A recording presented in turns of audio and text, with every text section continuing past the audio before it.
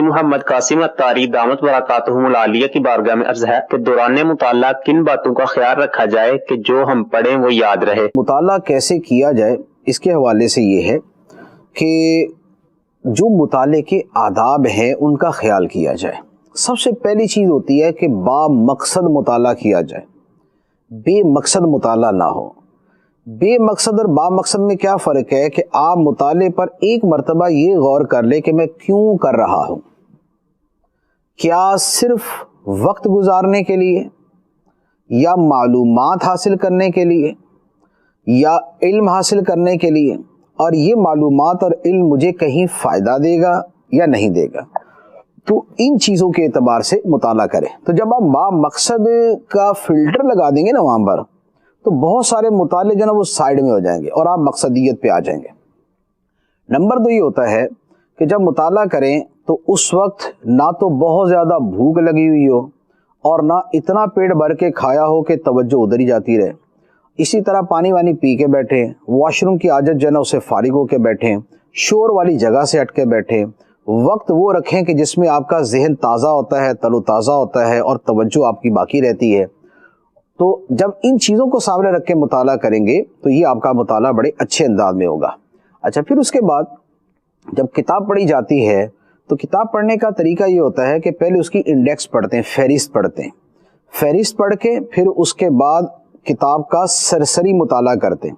سرسری مطالعہ یہ ہوتا ہے کہ آپ اس کا پیج کھولتے ہیں، کسی بھی چیپٹر کا ابتدائی اور آخری، ابتدائی آخری یوں کر کے آپ اس کو گزارتے جاتے ہیں، ایک مرتبہ یوں مطالعہ کرتے ہیں، پھر اس کے بعد پورا بالاستیعاب جسے کہتے ہیں، کور ٹو کور، پورے توجہ کے ساتھ مطالعہ کرتے ہیں۔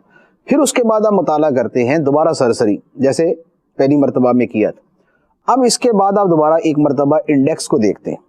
انڈیکس کو دیکھ کے آپ یہ سمجھتے ہیں کہ یار انڈیکس میں جو لکھا ہوا ہے کیا یہ مجھے آ گیا، کیا یہ میری معلومات میں آ گیا؟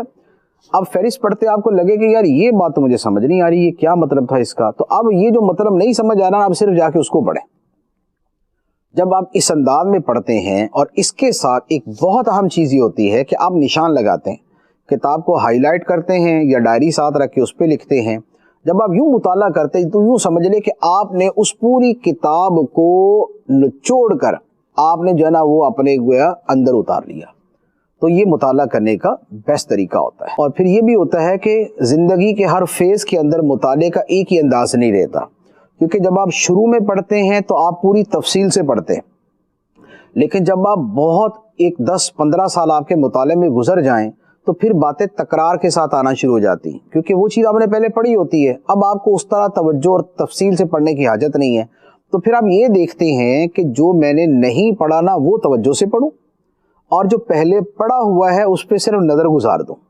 تو یوں پھر آپ بہت ساری تیزی کے ساتھ آپ صفحے پلٹتے جاتے ہیں، کتابیں پڑھتے جاتے ہیں۔ مثال کے طور پہ تصوف کی کتابیں ہیں، تصوف کی کتابیں یوں سمجھ لیں کہ میں آپ کو اس کی ایک مثال، پرٹیکولر مثال دے دیتا ہوں اسپیسیفک، کہ جیسے نقش بندی تصوف کی جو کتابیں، ان میں لطائف کا بیان بڑی کثرت کے ساتھ ہوتا ہے۔ اچھا، ایک لطائف کا بیان ہوتا ہے اور ایک 8 اصول ہیں۔ تو نقش بندیہ کے اندر وہ 8 اصول جو ہے وہ بڑی کثرت سے چلتے، خلوت در انجمن، اس طرح کے الفاظ کے ساتھ۔ اب یہ جو 8 اصول ہیں نا، یہ نقش بندی بزرگوں کی تقریباً ہر کتاب میں ہوں گے، اور جو لطائف کا بیان ہے یہ بھی سمجھ لے کہ تقریباً ہر کتاب میں ہوگا۔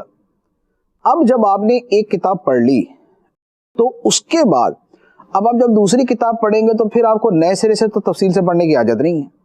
نئے سرے سے جب آپ پڑھیں گے تو اب آپ اس چیز کو سکپ کر دیں گے یا اس کو سرسری گزار دیں گے، اور کوئی نئی بات ہے تو آپ وہ پڑھیں گے۔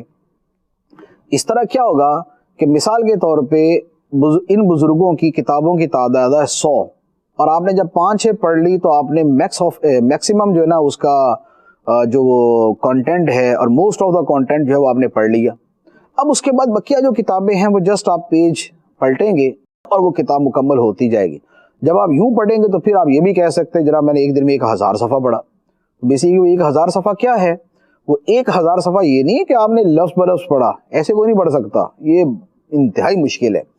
تو پھر یہ بس بیسیکلی یہ ہے کہ آپ کو یہ پتا کہ کتاب میں ہے کیا، آپ کو یہ پتا کتاب میں ہے کیا۔ یہی معاملہ تفسیروں کا ہوتا ہے، یہی معاملہ حدیثوں کا ہوتا ہے، حدیث کی کتابوں کا، یہی معاملہ فقہ کا ہوتا ہے، یہی معاملہ فلسفے کا ہوتا ہے، اور تقریباً یہی معاملہ اور چیزوں کا ہوتا ہے۔ اب اس کی ایک میں مثال آپ کو دیتا ہوں، اس سے آپ کو بات پوری سمجھ آ جائے گی۔ یہ جو آج کل وائرس ہے، اس میں کیا احتیاطیں کرنی چاہیے؟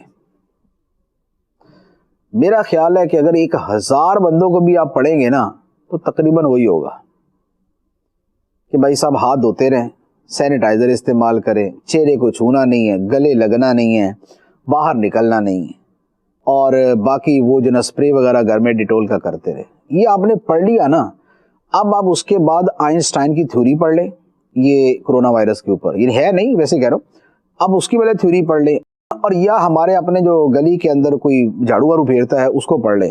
یہ دونوں برابر ہی آپ کو معلومات دے دیں گے اس معاملے کے اندر، کیونکہ سب یہی کہہ رہے ہیں۔